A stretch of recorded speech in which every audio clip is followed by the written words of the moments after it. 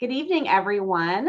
I'm Elizabeth Ford. I'm the office manager for Spinal Diagnostics, and welcome to the Advancement in Treatment of Chronic Pain webinar to this evening.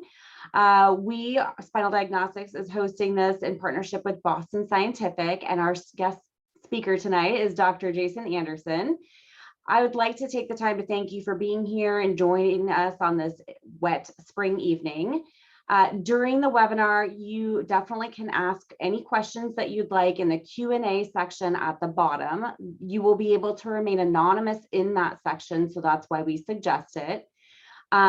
We will get to those questions towards the end of at the end of the presentation. We will try and answer as many questions as we possibly can. Just depends on how detailed those may get. If you are missing this, or if you have somebody else that you'd like to see this webinar, we will be recording it and we are going to be putting it on our website, so you can always review it at a later date or share it with someone else. Now that those details are covered, go ahead and start, Dr. Anderson. All right. Hi, everyone. Next slide, please. I'm Jason Anderson. Welcome. I recognize quite a few names that are attending today, including somebody I saw earlier today.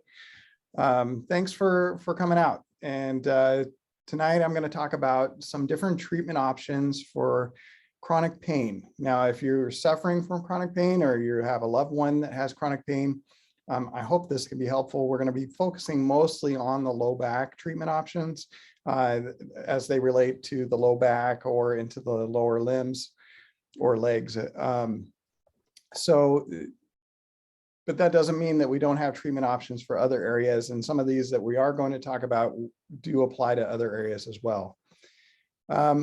So today we're going to talk about chronic pain treatment options, like I said, and then we're going to work through what options might work best for your type of pain if you're suffering from chronic pain.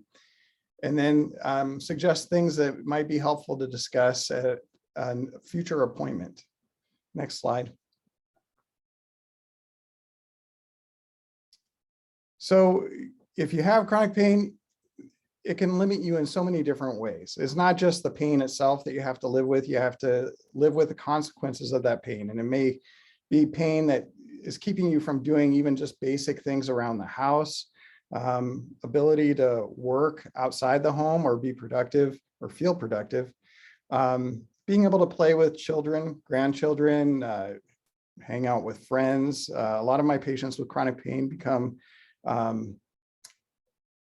antisocial is not maybe the best term, but less social because of the pain. They just don't feel like they can be out in the public and they don't want to be a drag, or they're worried about the situation they're going into and whether they can get out of there if the pain gets bad enough. Your pain can limit, obviously, outdoor activities, hiking, playing sports, walking or hiking. Gardening is a big one for a lot of my patients. They want to get out there and be in the garden or prune their flowers, and the pain limits them and it keeps them from enjoying those things. And then, even in your interpersonal relationships, it can, keep you from being sexually active or being intimate with your spouse or partner. Next slide, please. So if you present to the doctor and you tell them you have pain, often you'll get medications. And if that doesn't help after a few days, then you'll end up in physical therapy or seeing a chiropractor or trying massage therapy or acupuncture. And that's kind of how insurance wants us to proceed these days. If the pain becomes a little more chronic, you might end up using a TENS unit. In worst cases, you might be on opioids, although they're becoming less and less the best option for chronic pain for most patients. Then you might end up seeing me or my partner in an office, and then we start talking about doing injections, getting advanced imaging, and seeing what we can do there. Or you may skip us and go straight to the surgeon, and you may have already had surgery and it didn't quite turn out how you expected, or worked really well in the beginning, and then the pain came back, and surgery is not the best option going forward. Or you may have had chronic pain and they thought they tried everything, and they even went to drug pumps and other things that, you know, they help pain, but they don't help the target of the pain as well. Next slide. So before we get too far into discussing chronic pain, it's important to realize that there are different types of chronic pain, or different ways we categorize it, and that helps determine what type of treatment we offer you. If you have chronic pain, one way to think about it is it mechanical pain, which means it has a common trigger. Let's say standing and walking brings on your pain, but every time you sit down, it goes away. Or is it there all the time? Like with peripheral neuropathy, you might have buzzing, stinging, stabbing, burning pain in your feet all the time. Or you might have had surgery, but you still have some nerve related pain, and you know, you have numbness, tingling, burning, pins and needles all the time. And it's not really positional, although some people have maybe worse pain in certain positions, even with neuropathic pain, but for the most part, it's there all the time. Whereas mechanical pain, you might be able to find some relief one way or the other. They all can involve some sort of weakness or some component of weakness, including numbness as well, and pins and needles, everything that's listed there. Shooting, burning, stabbing pain. So it's important to know from our standpoint, when we're talking with you, we're going to be trying to determine from your history that you give us whether you're having pain in certain positions or not certain positions, or is it just there all the time. Next slide. So tonight we're going to talk about 3 different treatment options you may not be familiar with, or you may be very familiar with some of them and not the others. First, we're going to talk about radiofrequency ablation, then move on to indirect decompression with the Vertiflex procedure, and then move on to spinal cord stimulation. Next slide. All right, so radiofrequency ablation is something we do a lot of.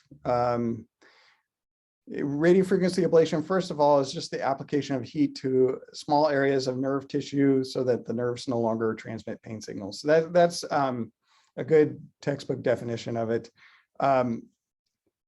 Basically, we use this to treat more chronic joint pain in the low back area, or in the neck, or in the thoracic spine. And it's mostly in the low back, used for that chronic low back pain that's related to osteoarthritis. A lot of these patients have stiffness first thing in the morning, have to take a hot shower, or get on a hot pad, or take ibuprofen if they can. And then as they move around during the day, the pain goes away. And then towards evening, a lot of times when they slow down and the muscles get cold, then the pain starts to return again. Very common. If you tell me you have low back pain, I'm thinking already going in this direction. And it's a minimally invasive outpatient procedure. It basically involves a special needle-like probe that we then lay over the nerve, and then test the nerve to make sure that we're going to be treating the nerve we intend to, and then put some anesthetic there, and then turn on the electrodes so that it increases the temperatures to 176 degrees Fahrenheit. And then it starts the process of the nerve dying off. We burn the nerves at a very safe location to do so, but then they have to slowly burn or slowly die off to the area where it takes away the pain. And then you can typically have relief for 6 months to 18 months until the nerves grow back. And then when they grow back, we just repeat the procedure. You might want to try this, if you've tried medications for your low back, you've tried physical therapy, you've tried all these other things and they've failed to control your pain. And the one thing to know, if we can't just go to radiofrequency ablation, we have to first test the nerves with diagnostic blocks that we call medial branch blocks. And we first test and just deaden the nerves with a local anesthetic, give you a pain diary to fill out for a few hours, and then see if your pain is gone during that time. We usually encourage you to do things that make your pain worse during that pain diary period, to see if the pain's truly gone, because this doesn't necessarily work any better than the anesthetic does, except that it lasts a lot longer. We're talking months. So if the nerves grow back, then we just repeat the radiofrequency ablation and the nerves die off again. Radiofrequency ablation is not just limited to the spine. There are treatment options for the hips and knees, although we don't do them in our clinic. We do treat the whole back and up into the neck with radiofrequency ablation. Next slide. So now we're going to talk about the indirect decompression procedure, also known as Vertiflex, or the Vertiflex procedure, one that I'm very excited about, and it makes a huge difference in patients that have this issue. So next slide. So Vertiflex is designed to treat the patients who have the pain. We call it a mechanical pain, but that have pain when they're standing and walking, and they're looking for a place to sit. And when they sit down, they have complete relief, or almost complete relief, and almost immediately. They also typically are the ones that are fighting for the shopping cart so they can lean on it when they're at the store, so they can even make it around the store without having to find a place to sit, which, you know, there's not always a place to sit when you're at a grocery store or out and about. This is also the type of patient that will be told by family members that, hey, you're walking bent over, stop it, walk tall. And I have yet to meet a patient who says, you know what, I really want to walk bent over and looking like an old person. But because of what's happening in the spine mechanically, they can't avoid it. So they give some demonstrations down there. You might have pain shooting down your legs with this condition, or maybe just limited to your low back. It may one day be on one side and then the other day be on the other side, and it seems to have no rhyme or reason to it. And you may think you're going crazy. I've had many patients describe that. Some patients describe feeling weird sensations in their legs, numbness, tingling, heaviness when they stand. And then they get immediate relief when they're sitting down or leaning forward. I have some patients that have to go all the way and touch their toes, which I can't do easily, but some patients do that to get relief instead of sitting. They'll also complain that pain meds don't work, physical therapy doesn't work. Some of the medications that we have to use to try to treat this can have side effects that make patients dizzy or confused. They may complain that they can't get all the way around the store without leaning on something or sitting down. And often they will have had numerous injections. Some of them help for a while, but then the pain is always coming back. Sometimes they get treated for the wrong thing. They get injections in the hip that it maybe helps for a few days and then it's right back. And it's not really hip bursitis like they thought it was, it's their spine. And it's also just important to know that you can have weird sensations with this, and you're not crazy, okay? And it can feel, like I said, one day one side, one day both sides, and one day the other side. Next slide. So what we're describing with those symptoms is what's called neurogenic claudication, which is a big fancy term for those symptoms. That's related to lumbar spinal stenosis, and stenosis just means narrowing, okay? So lumbar means the low back, spinal means the spine, and then narrowing. You can have narrowing at several different locations, including the holes where the nerves exit from. You can also have narrowing in the central canal here. What they're showing in the right picture is narrowing where the nerves are exiting from. And that hole can get more narrowed, and then the nerves can get squeezed on or pinched on. I think of it as kind of like a boa constrictor effect, where the nerves are just getting squeezed down when the spine is standing or in the standing phase. When you sit, the spine opens up in the back. And what we're looking at here is the back of the spine, the front of the spine's here. But when you sit, your spine opens up. Or when you're able to lay down in certain positions or bend forward and lean on something, your spine will open up and provide relief of the pinching effect. So a healthy situation obviously doesn't have any of that narrowing, and then a stenosis situation has significant narrowing, and it can occur in several different places in the spine, but I described two of them. Next slide. So what the Vertiflex procedure does is, when you're standing, again, this is the spinous process, the bumps that you feel in the back. Your spine does this when you stand and walk, okay? When you sit, again, it opens up. Well, the Vertiflex procedure puts a device between those spinous processes and keeps them from collapsing down, so it keeps it open like what happens when you're sitting or laying down or leaning on a shopping cart. So what's really innovative about this is that it's a simple, minimally invasive treatment, and it provides effective relief. It addresses the mechanical problem with a mechanical solution.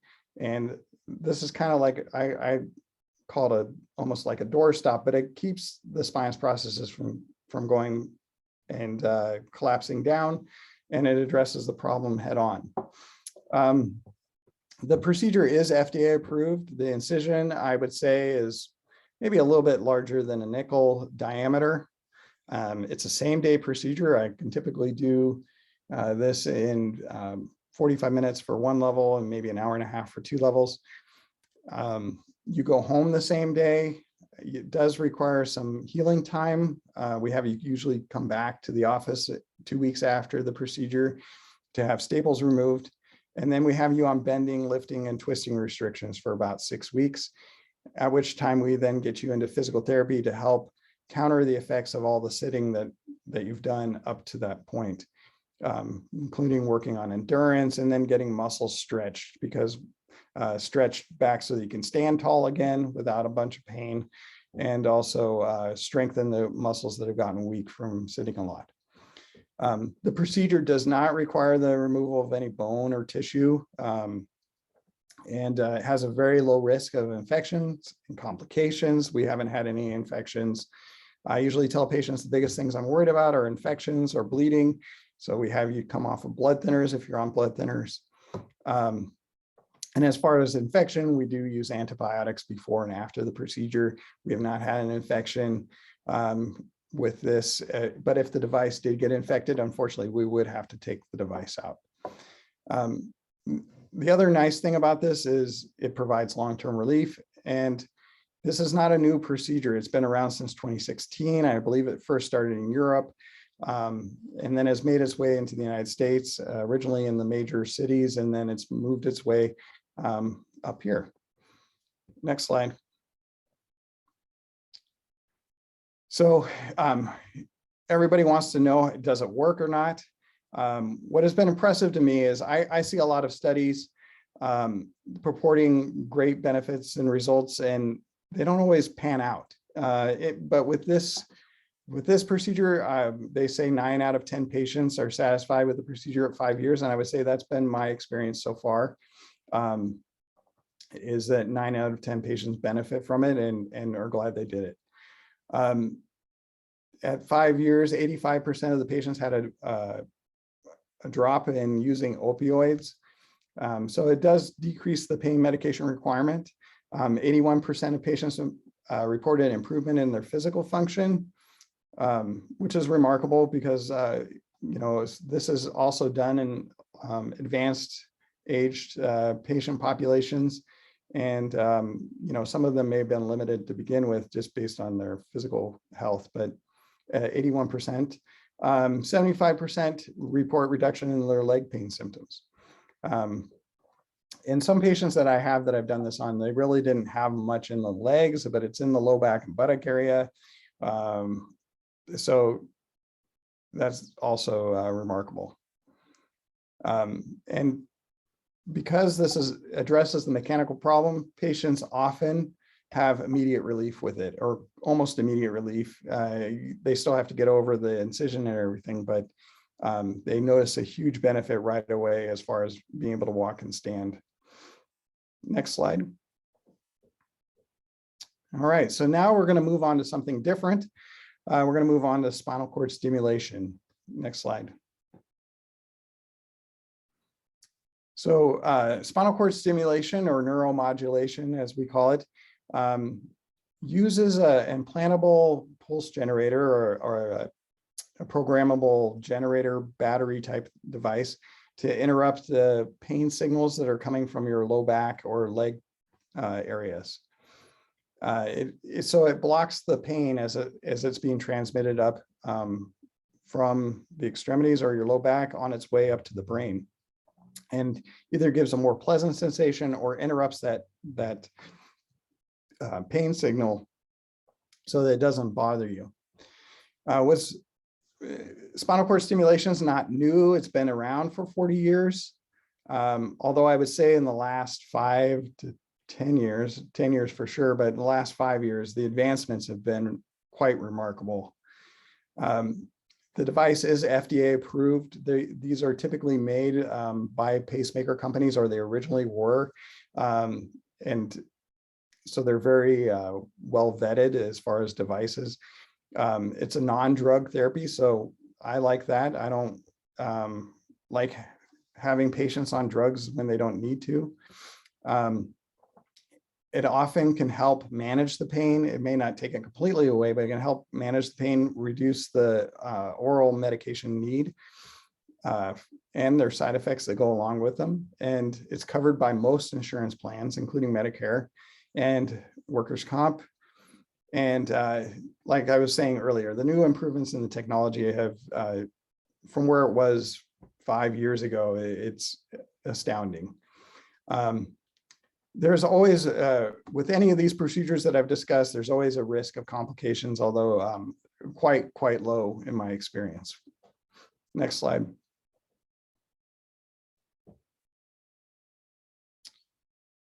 So it's, yeah, like I was saying, safe and effective. There was a recent clinical study where patients that suffer from severe back pain, where their reported scores were up in the 8s and 9s, were able to have a drop down to almost a 3. So over 5.5 points. What's remarkable in the pain literature is if a procedure has more than 2-point drop in that score. And so this has 5.5, 6 drop. So that is quite significant. That's not by accident. So this can help not just leg pain, or it can also help back pain that's not responding to other treatments. Next slide. So who's the best candidate for spinal cord stimulation? This is going to be the patient, not mechanical. It's going to be the neuropathic pain in the low back or legs that's going to respond typically best to this, or patients who have that, just that chronic, numbness, tingling, burning pins and needles, or it can even be worse than that and more intense than that. But it's that chronic nerve pain. It's not mechanical pain like we were talking about with the Vertiflex device. This one, it tends to be there almost all the time. It may be worse in certain positions, but it's usually there in the background. It's also for patients who have neuropathy, like peripheral neuropathy related to diabetes, CRPS, or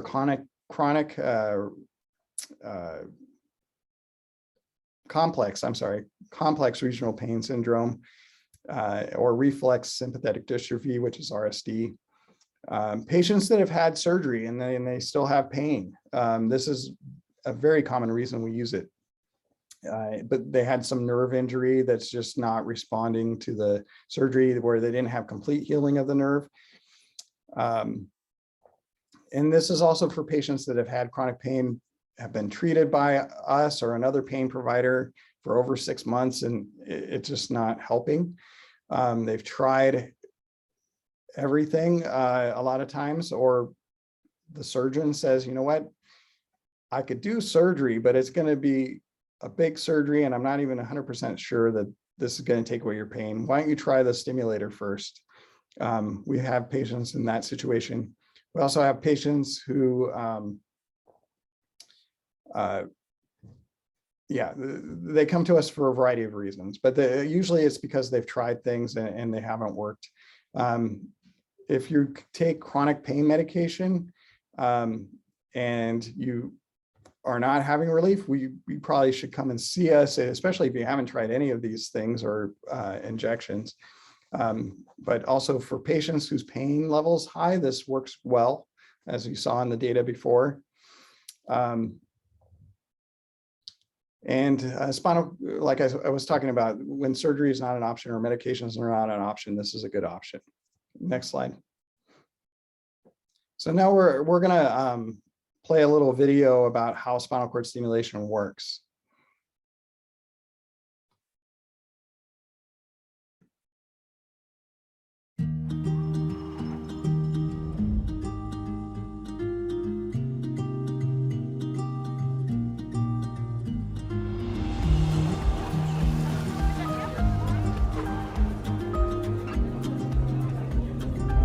If chronic pain is keeping you from the everyday activities you love, you've probably tried a number of treatments to help manage it.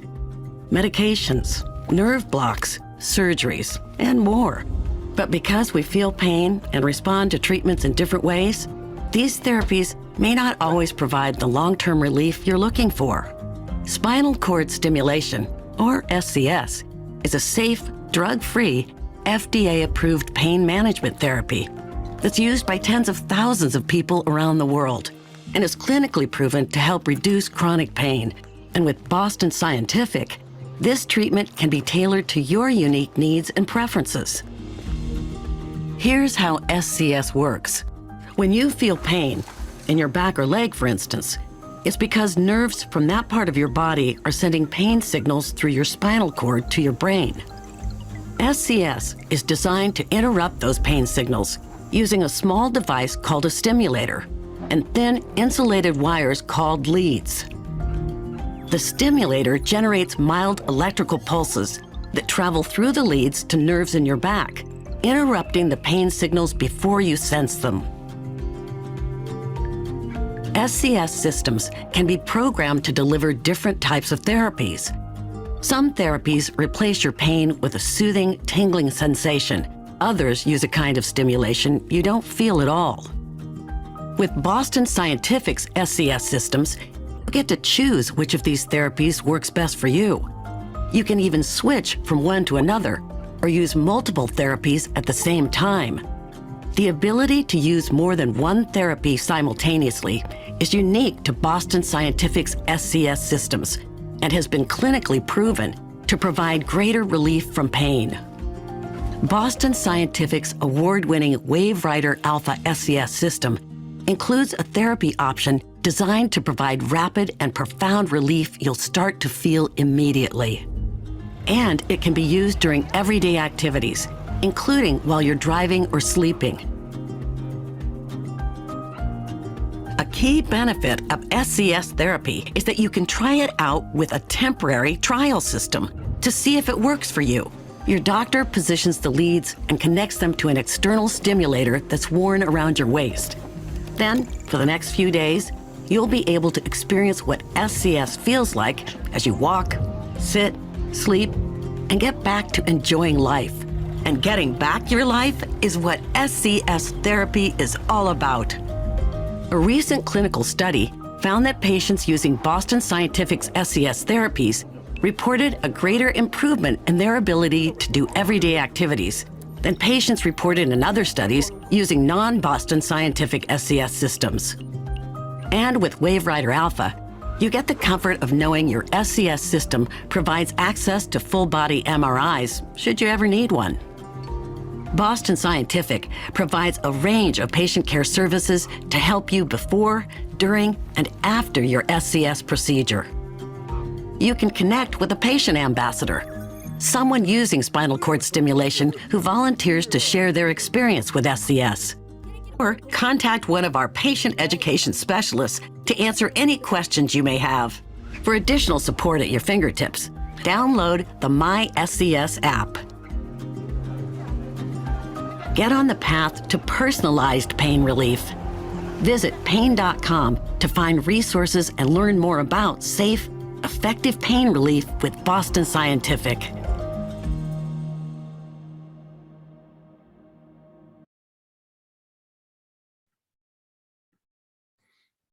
All right, so, I just wanted to emphasize one thing about spinal cord stimulation that I think is really unique to this treatment is that you get to do a trial of this device for typically about 7 days. And there's not many things in medicine where you get to test drive something and decide if you like it before you have it implanted. A lot of these things, unfortunately, it's implanted. So you have to live with the consequences of that. But with spinal cord stimulation, you do get to try it out and really see if it's going to work for you. And, in our clinic, I think we have an implant ratio of people who have gone through trials of about 80% of people end up having the implant put in. So, but it's not for everyone. And so spinal cord stimulation therapy, it's nice because you're not committed to it.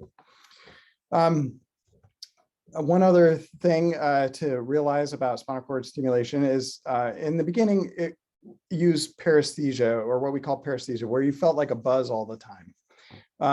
More recently, some of the advancements have been in the paresthesia-free zone, where you don't feel anything from the device. It's just on, but you don't know it's just in the background, or you don't even realize it at all is on. So, and now what Boston Scientific has done is they combined both of those types of treatments into one device and personalized it for whatever type of pain you have. Some people like the stimulation and feeling it on, and some don't, and then some like a combination.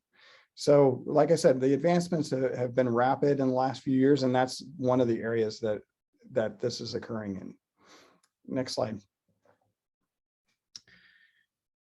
So when a patient comes back to us after the trial is and we're there to pull out the trial leads, we then ask the patient how much relief they got, and were you able to do more activities? Were you able to decrease any of your pain medications?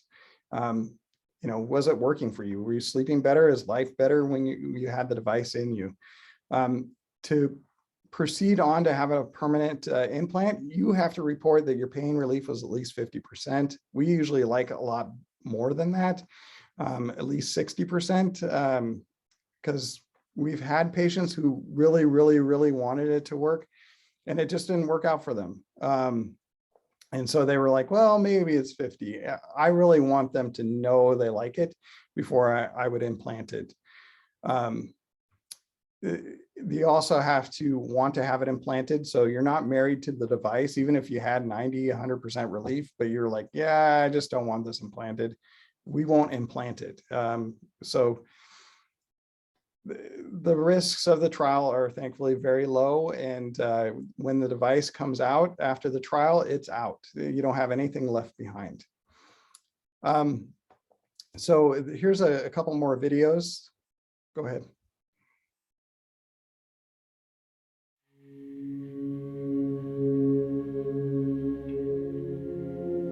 My son and I were out in Vegas. We had a lady pull out in front of us, and I slammed on my brakes as hard as I could. Fortunately, I was able to take the impact on my side of the car, which I'm sure helped him because he walked away perfectly fine. I couldn't work. I couldn't keep going to school like I was. My son and I had to move back with my parents. Changed a lot. After that, it was pain doctors left and right, pain management, injections. In the morning, woke up, took some pills, drove to work, take another set of 5 pills, and then right after work, and then at bedtime. It was hard for me to pick my son up. I actually had tears from the pain. He walked in my room and put his hand on my arm and said, "Are you okay, Daddy? Is there anything I can get you?" That's not how you would want your child to see you. No parent would want to look like that in front of their kid. My doctor suggested trying the spinal cord stimulation. The trial, though, was great and seemed to really help. So as soon as I got in to get that out, I said, I want to do the actual implant. It was a realization that I wasn't going to have to walk around in pain all the time anymore, so.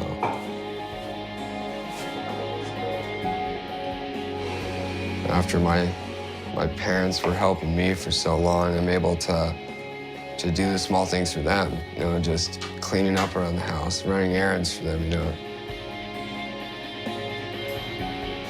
So, this is like a sun right here, and they're gonna be like different. It changed my life. You know, I have everything back now.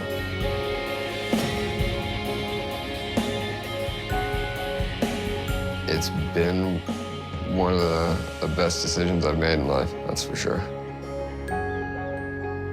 There's no more not being able to do this, or if I can do that, or if I should do that. Now it's more of, what can't I do?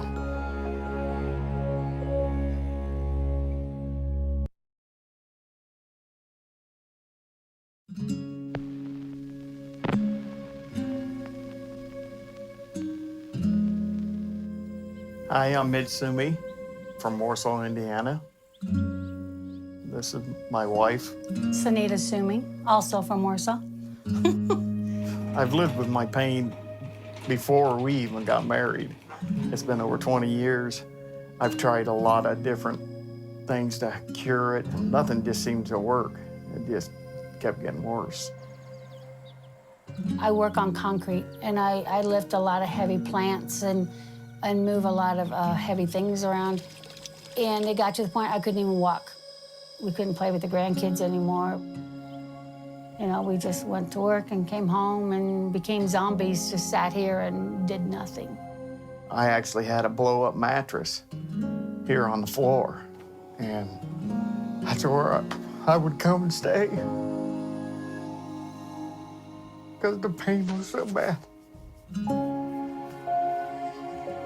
After trying many different things, Dr. Roth did suggest trying the Boston Scientific spinal cord stimulator. When they did the trial thing, they do it in the office, and it's very simple. And as soon as I got it turned on and they set my device, I knew right then, because my pain was gone. I mean, I haven't felt that way in years. So it was really nice to actually move without any pain. But the day of the actual implant, Mitch is like, well, do it on her first so that you have practice before you do it on me. And so I did. I went in first, and then he had his. So, I mean, we got done, came home. A couple of days later, he decided to go to work. started our new life. I mean, it's nice after we had this done that you could actually pick up your grandkids. The little one-year-old, we can keep up with her now. They want you to play ball, and they want us out there when they're on their swing sets or and on their toys, and so we can actually do that now with them, and it's been so nice. I know I keep saying it's a miracle, but this thing is just unreal. Our life's so much easier. We do laugh a lot more than we used to, you know. A better life. Yeah.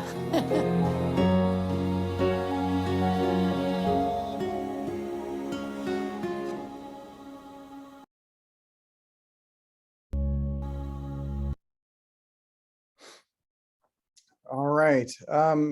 You know, both of those stories I have, those were not my patients, but they ring true. and of patients that I've taken care of over the years. And I remember when I was in my training and my fellowship, and the technology was not nearly what it is now, but I remember having a few patients who just started crying after the procedure because they were so happy they weren't in pain for the first time in years. So that rings really true. You know, for us here at Spinal Diagnostics, you know, one of our sayings is, you know, we try to find the right treatment for the right patient at the right time. So, you know, just because something sounds great here, it may be the best option for you, or may not be. But it would be great to, if you have questions, and see if you are a good candidate for one of these procedures, or maybe we can just help you with some other issues that you have. So I'm willing to take any questions you might have. Thank you so much, Dr. Anderson. So I'm actually going to introduce Lee from Boston Scientific. She'll be helping to facilitate the Q&A section of the webinar this evening. Please feel free to go ahead and submit any questions that you do have in the Q&A section at the bottom of the webinar. I think there was also something originally that you could text on the very front page. I'm not sure if you guys got that number, but I'll go ahead and let Lee take it over here for now. Thank you, Liz, and thank you, Dr. Anderson. We will begin with the first questions. With these therapies, are you able to get an MRI? So just making sure I'm saying this correctly. Yes. Yeah, with radiofrequency ablation, there's nothing left behind. With the Vertiflex procedure, there is a small device, but yes, you can have an MRI. That doesn't preclude you. And, you know, other advances are not just in the therapy itself with spinal cord stimulation, but also in its ability to now be MRI compatible.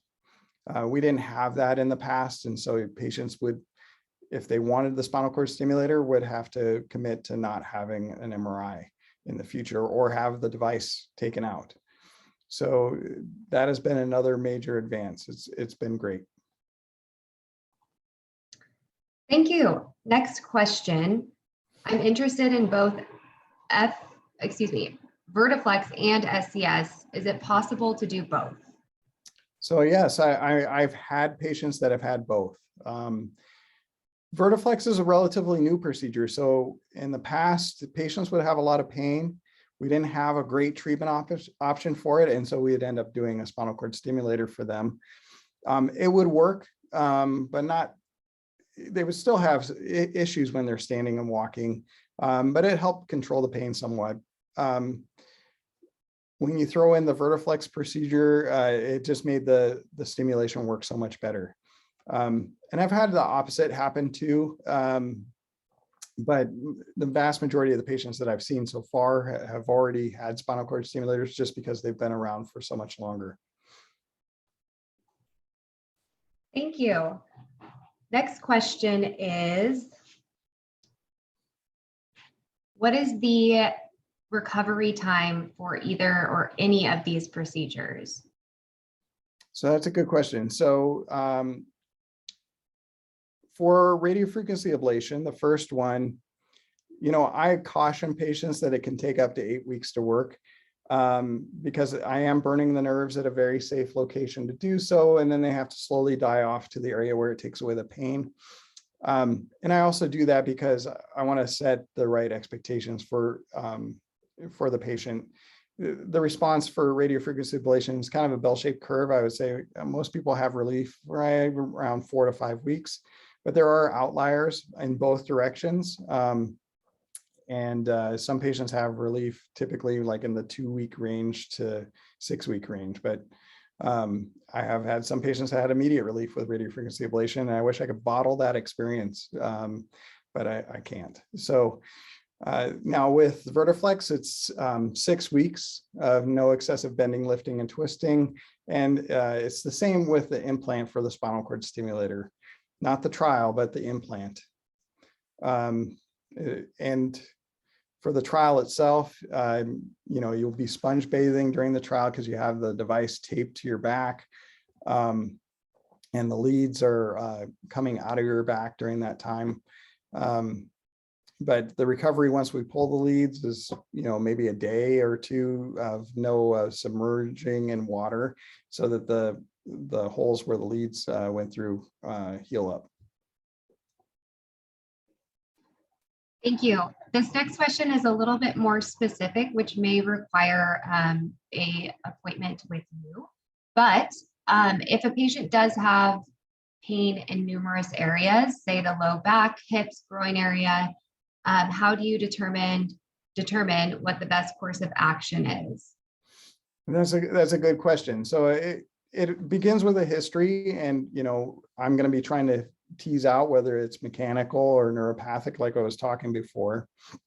That all could be coming from the spine, or it could be coming from each of those individual areas. You know, I have had patients with true hip issues that needed to have hip surgery that created pain similar to that. I have also had patients with spine issues that are causing the exact same pain. And I've had patients who had hip surgery thinking they were going to be repairing or taking away that pain, and it ended up being from their back, and I've had vice versa. So it begins with a good history and physical examination. And then sometimes it requires some diagnostic injections so that we can truly target what the pain source is, and then determine what the best long-term treatment option is. Beautiful, thank you. The next question is, if a patient has had an SCS implant a few years ago, but is having neuropathy in their feet and other areas, is it possible to get the SCS device reprogrammed? Yes, absolutely. It's not super common, but it's not completely uncommon that patients periodically have to have the device reprogrammed, especially you know, pain changes with time. Sometimes patients want a little bit different type of stimulation for an area. But yes, the device can be reprogrammed. Sometimes peripheral neuropathy will get worse with time, and it was originally programmed when it was not as bad or progressed as far, and now it's progressed further up, and it just needs to be reprogrammed to address that area. Or sometimes patients develop a new issue, and we bring them in the office and just make sure that there's not something new going on that's covering maybe where they thought they had the pain originally. Because the spinal cord stimulator doesn't make it so that you don't feel anything. You would feel new pain and new issues. That's another common question I get. Will it block my ability to feel pain that I need to feel at the time? So I hope that answers the question. Great, absolutely, thank you.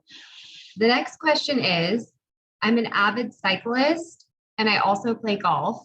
After getting SCS or Vertiflex, am I able to go back to those activities? So yes, you would be able to. I might make an exception or want to know a little bit more. I mean, it depends on how high level athlete you want to be, but no, I mean, yes, I've had patients get both of those and do both activities.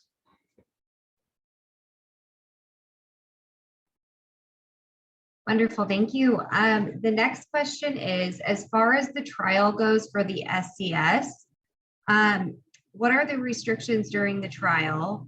And then what are the restrictions, which we've also partially covered, on the permanent implant? Sure. So during the trial, basically the leads are not really anchored super strongly anywhere. So the concern I would have is that the leads would get pulled down. So we try to have you avoid bending too far or reaching up overhead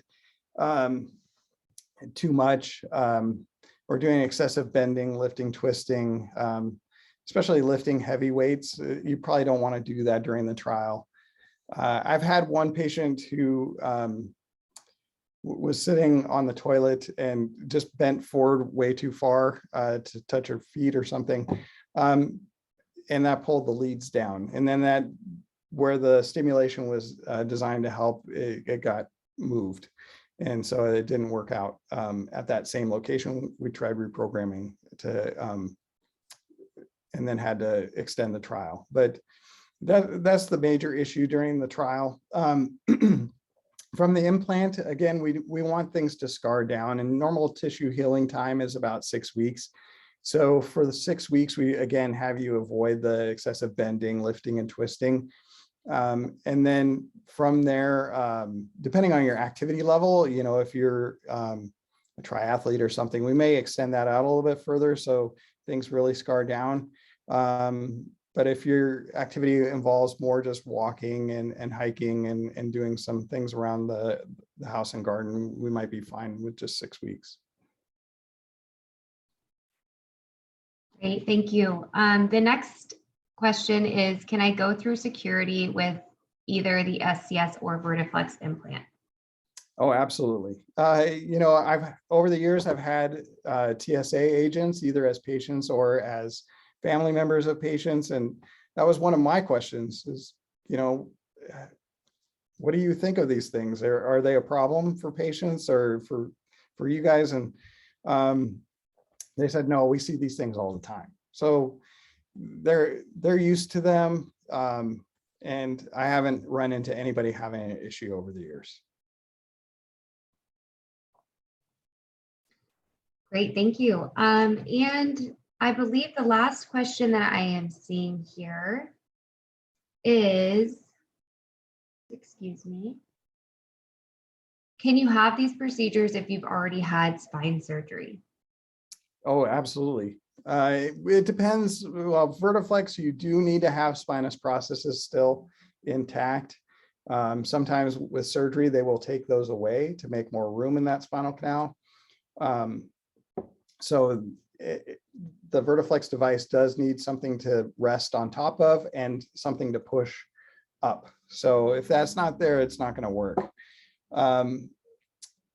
But yeah, spinal cord stimulation is used commonly for people that are post low back surgery that still have a lot of pain. The trial leads go above the low back or are placed above the low back, so it avoids that whole scar tissue area related to low back surgery. And yeah, radiofrequency ablation can be used anytime. So yes, the only one that would be a caveat would be the Vertiflex procedure, or if you had lower thoracic spine surgery in the past, so up above the lumbar spine, that made it difficult to place leads in the spinal canal.